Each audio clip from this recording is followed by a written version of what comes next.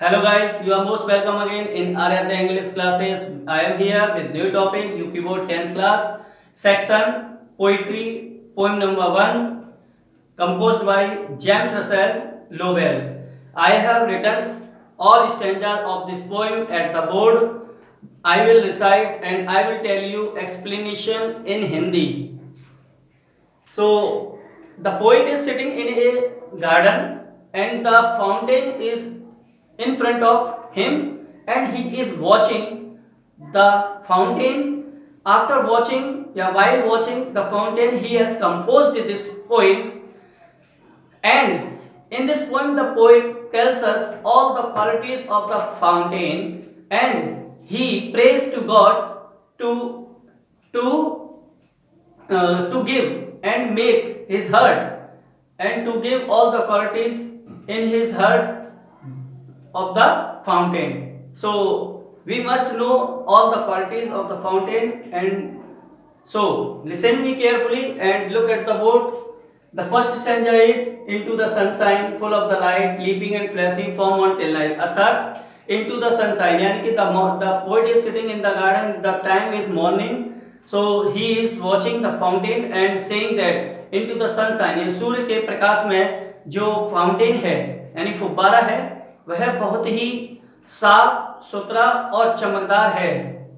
In full of the light यानी कि जो प्रकाश सूर्य का पड़ रहा है उस फाउंटेन पर बहते हुए फाउंटेन पर जब पड़ रहा है तो वो चमक उठा है और ऐसा मानव प्रतीत होता है जैसे कि पूर्ण रूप से प्रकाश उसी में ही हो।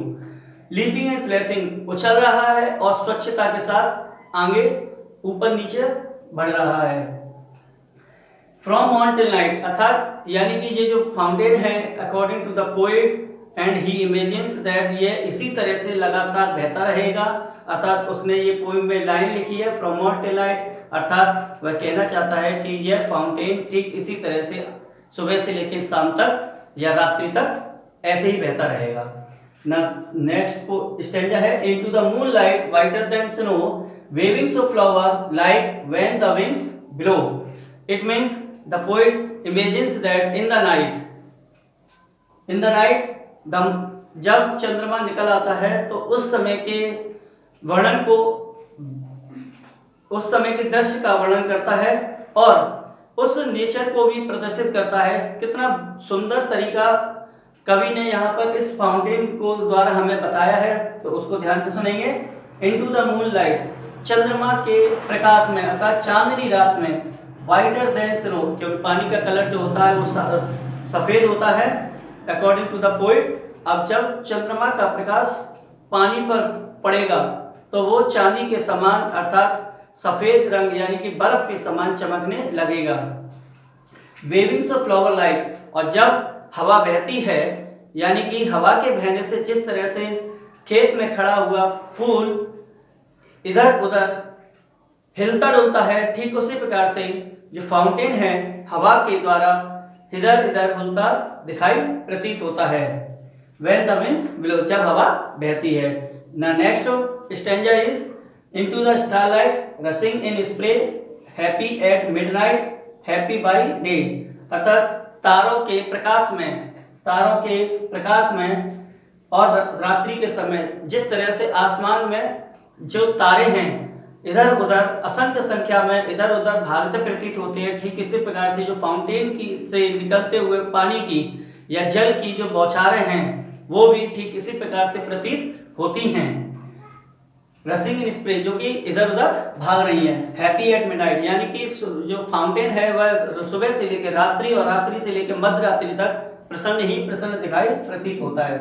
नेक्स्ट स्टेंजा है ever in motion blithesome and cheery still climbing but heavenward never aweary अर्थात हियर इस कविता में कवि अब फाउंटेन यानी कि उस फुब्बारे की विशेषताओं का भी वर्णन कर रहा है। एवर इन मोशन हमेशा गतिशील रहता है, ब्लिसम एंड चेरी और हमेशा प्रसन्न रहता है। देखिए कवि के अनुसार जो फाउंटेन है वह हमेशा कार्यशील है और प्रसन्न चित्त है। स्टिल क्लाइंबिंग हेवनवर्ड अर्थात हमेशा ऊपर यानी कि उन्नतिशील रहने का प्रयास भी करता रहता है। नेवर वेरी लेकिन कभी नहीं थकता अर्थात it is natural so it can't stop.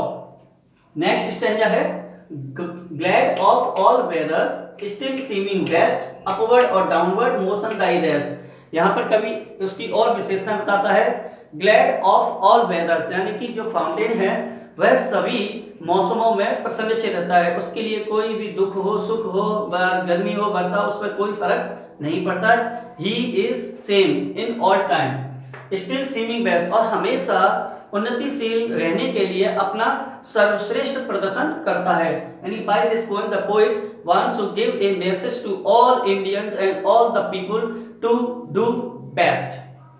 Upward और डाउनवर्ड, यानी कि जो फुब्बारा है कभी ऊपर की तरफ जाता है तो ऊपर से जब वह नीचे की ओर आता है तो ठीक इसी प्रकार, लेकिन जब वह ऊपर जाता है तो नीचे गिरता है। तो लेकिन कभी इस फाउंटेन के द्वारा ये बताना चाहता है कि हमें भी हमेशा उन्नतिशील यानी ऊपर की ओर बढ़ते रहने का प्रयास करना चाहिए और कभी भी नीचे गिरने से नहीं डरना चाहिए। मोशन टाइडनेस, अर्थात इसकी गति ही इसका आराम करने का क्षण होता है। फुल ऑफ नेचर, प्रकृति से परिपूर्ण होता है। नथिंग कैन टेम, कोई भी इसे रोक नहीं सकता। एवर चेंज्ड एवरी मोमेंट, आपने देखा होगा कि फाउंटेन कभी तेज बहता है तो कभी स्लो बहता है, अतः उसकी जो गति है बहने की वो रुक रुक के होती है, कभी तेज हो जाती है तो कभी धीमी हो जाती है, लेकिन रुकता नहीं है। एवर द सेम, फिर भी कभी भी नहीं रुकता है और हमेशा गतिशील ही रहता है। Ceaseless aspiring, ceaseless contain, ceaseless का मतलब होता है हमेशा गतिशील यानी कंटिन्यूअस लगातार रहने वाला। एस्पायरिंग माने प्रेरित करता रहता है और उच्चता को प्रदर्शित करता रहता है। डार्कनेस और सनशाइन, डार्कनेस और सनशाइन का मतलब है अंधेरे और सूर्य के प्रकाश से चमकीला है। डाई एलिमेंट, डाई का मतलब है तेरे, यानी कि यहाँ पर कवि ने फाउंटेन को दाई संबोधित करते हुए पूछा, कहा है कि हे फाउंटेन, यही तेरे सारे गुण हैं जो कि प्रकृति से तुझे प्राप्त हुए हैं। आगे कवि फाउंटेन से यानी कि गॉड को मानते हुए फाउंटेन से प्रार्थना करता है और कहता है कि ग्लोरियस फाउंटेन, हे शानदार फुब्बारे, लेट माय हार्ट बीट, मेरे हृदय को अपने जैसा बना दीजिए। फ्रेश चेंजफुल कांस्टेंट, अर्थात स्वच्छ सुंदर परिवर्तनशील और परंतु नियतांक होना चाहिए, यानी कि संतुष्ट होना चाहिए। अपवर्ड लाइक दे, और हमेशा मैं तेरी तरह ऊपर की ओर गतिशील करता रहूं। By this poem the poet tells us all the qualities of the fountain. I hope you have understood this poem and explanation. If you have liked and then subscribe, like, share, watch everything.